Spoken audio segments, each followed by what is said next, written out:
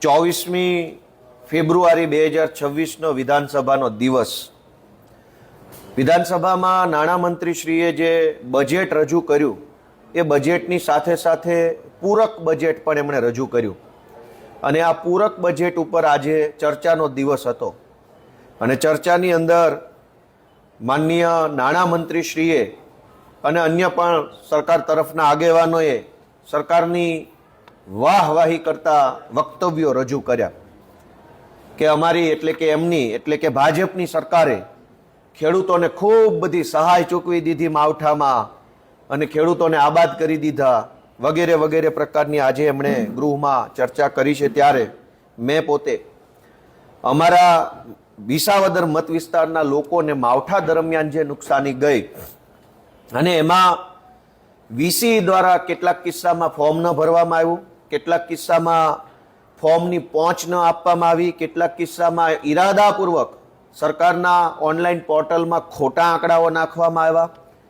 અને આવું બધું થવાના કારણે વિસાવદર મત વિસ્તારમાં જ આમ તો આખા ગુજરાતમાં હજારો ખેડૂતોને હજુ પણ માવઠાની સહાય નથી મળી, પણ વિસાવદરના મેં નામજોગ કેશુભાઈ શંભુભાઈ કાછડિયા સરદારપુરથી, અજયભાઈ પીપલિયા કુબારાવણીથી, મંજીભાઈ રૂડાણી ભેસાણ, વલ્લભભાઈ કડવાભાઈ રૂપારેલિયા ભેસાણ, સુરેશભાઈ આસોદરિયા ખાખડા અરમતિયા, ધીરુભાઈ જીવણભાઈ ભાયાણી મોણિયાથી, ગોવિંદભાઈ પાચાભાઈ ગાજીપરા, હસનાપુર એક ગામ છે વિસાવદરનું, આખા ગામમાં કોઈને સહાય ન આવી, આખા ગામે ફોર્મ ભર્યું છે હસનાપુર ગામ, એક પણ વ્યક્તિને આ જે માવઠું આવ્યું નવેમ્બર ડિસેમ્બરમાં એની સહાય નથી મળી. છતાંય વિધાનસભાની અંદર વાહવાહી ચાલે છે કે ખેડૂતો માટે આમ ખજાનો જાણે કે લૂંટાવી દીધો હોય અને ખેડૂતો આ ખજાનો લઈને અમીર થઈ ગયા હોય એવા પ્રકારની વાતો ચાલે છે.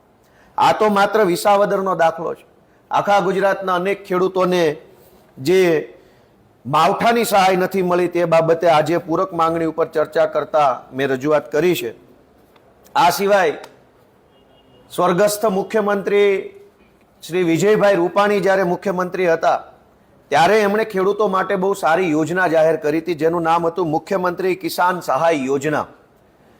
આ યોજનામાં એવું હતું કે અતિવૃષ્ટિ, અનાવૃષ્ટિ કે કમોસમી વરસાદ એટલે કે માવઠું આવે ત્યારે ખેડૂતોને જે કાંઈ નુકસાન થયું એના 100% વળતર ચૂકવવું એવી યોજના વિજયભાઈ રૂપાણીએ બનાવી. પણ ત્યારબાદ આ યોજના આજ દિવસ સુધી લાગુ કરવામાં નથી આવી. એટલે ખેડૂતોને જ્યારે પોતાના ખેતરમાં પાક નુકસાની થાય અતિવૃષ્ટિ, અનાવૃષ્ટિ કે કમોસમી વરસાદની ત્યારે સરકારના પેકેજ ઉપર આધાર રાખવો પડે છે. ખેડૂતોને નુકસાનીનું વળતર પોતાના હક કે અધિકારના સ્વરૂપમાં નહીં, પેકેજના સ્વરૂપમાં, શુદ્ધ ગુજરાતીમાં પડીકું. ખેડૂતો કોઈ ભીખ નથી માગતા, ખેડૂતો અધિકાર માગે છે, હક માગે છે, આત્મસન્માન સાથે પોતાનો હક માગે. પડીકું શું હોય? સરકાર અત્યારે ગુજરાતની આ મુખ્યમંત્રી કિસાન સહાય યોજના લાગુ નથી કરતી. વિજયભાઈ રૂપાણી એમણે આ યોજના બનાવી. મેં ગયા સત્રમાં પણ વિનંતી કરી હતી કે કમસે કમ વિજયભાઈને શ્રદ્ધાંજલિ આપવાના ભાગ સ્વરૂપે આ યોજના લાગુ કરો, પણ હજુ સુધી લાગુ કરવામાં નથી આવતી અને આ યોજના લાગુ નહીં થવાના કારણે ખેડૂતોને જેટલું નુકસાન થયું હોય એટલા પ્રમાણમાં વળતર નથી મળતું. શું કામ? કેમ કે હાલની જે વળતર આપવામાં આવે છે નુકસાનીનું એ પેકેજના સ્વરૂપમાં છે, યોજનાના સ્વરૂપમાં નથી. યોજના હોય તો ખેડૂતોને 100% વળતર આપવું પડે. પેકેજ તો સરકાર મન ફાવે એવું પેકેજ જાહેર કરી અને જાહેરાતો કરી અને પોતાની વાહવાહી કરી લેતી હોય.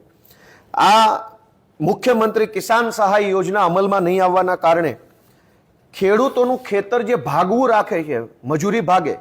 આપણા ગુજરાતમાં અનેક પરિવારો એવા છે જે બીજાનું ખેતર વાવવા રાખે છે, જેને અમારે કાઠિયાવાડ બાજુ ભાગવું રાખ્યું એમ બોલાય.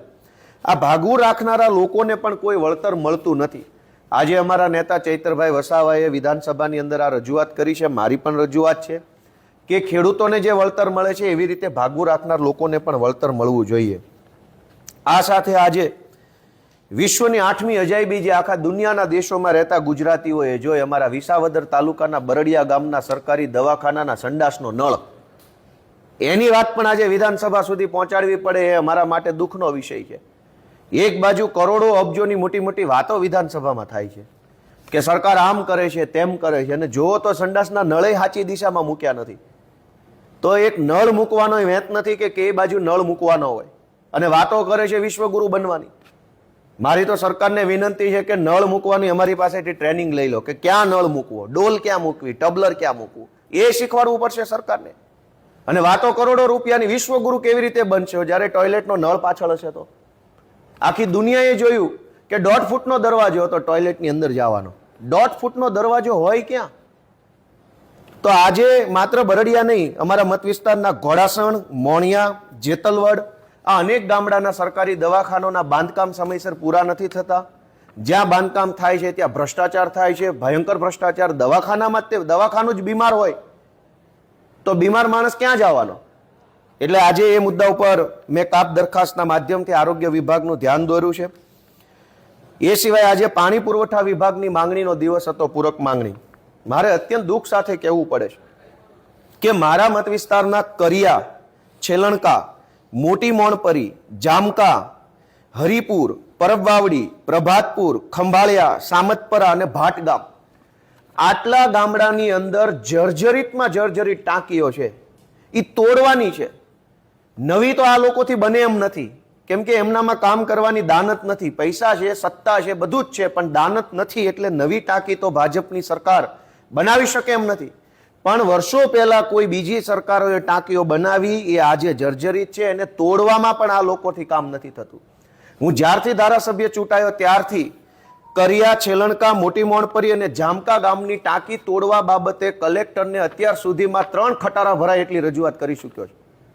3 ખટારા ભરીને રજૂઆતો કરી કલેક્ટરને, ડીડીઓને, તાલુકા વિકાસ અધિકારીને, વાસ્મોના અધિકારીઓને, છતાં એક ટાંકી તોડવાનું મુહૂર્ત આવતું નથી. આવડું મોટું સરકારી વહીવટી તંત્ર ભેગું મળીને 10 ગામની જર્જરિત ટાંકીઓ તોડી શકતા નથી. નવી બનાવવાની તો આમને કહીશું તો મને એવું લાગે છે કે આ 2026 છે, કદાચ 8026માં નવી ટાંકી બને, પણ તોડવા માટે આ લોકો પાસે સમય નથી. આવી વાતો, ટાંકી તોડવા જેવા મુદ્દાઓ વિધાનસભામાં લઈ જવા પડે, એ મને એમ લાગે છે કે બહુ શરમનો વિષય છે. આજે ગુજરાતની સરકારે એક નવું નજરાણું પેશ કર્યું છે. અત્યાર સુધી એવું જોયું હતું કે સત્તા પક્ષ અને વિરોધ પક્ષ બંને આમને સામને એકાબીજા ઉપર આરોપ કરે ને એકાબીજા ખુલાસો કરે. અમે ભાજપ ઉપર કંઈ કહીએ તો ભાજપ ખુલાસો કરે, ભાજપ અમારા ઉપર આરોપ કરે તો અમે ખુલાસો કરીએ. પણ હવે નવું નજરાણું ભાજપે ચાલુ કર્યું છે. આજે આ ભાજપની સરકારે સામાન્ય વહીવટ વિભાગના નાયબ સચિવની સહીથી એક પરિપત્ર બહાર પાડ્યો છે. અને એ પરિપત્ર એવું કહે છે કે વિધાનસભાના બજેટ સત્ર દરમિયાન વિપક્ષ દ્વારા કરવામાં આવતા વિવિધ આક્ષેપો સામે જવાબ આપવા માટે દરેક વિભાગમાંથી નાયબ સચિવ અથવા સંયુક્ત સચિવ કક્ષાના અધિકારીની નોડલ ઓફિસર તરીકે નિમણૂક કરવી.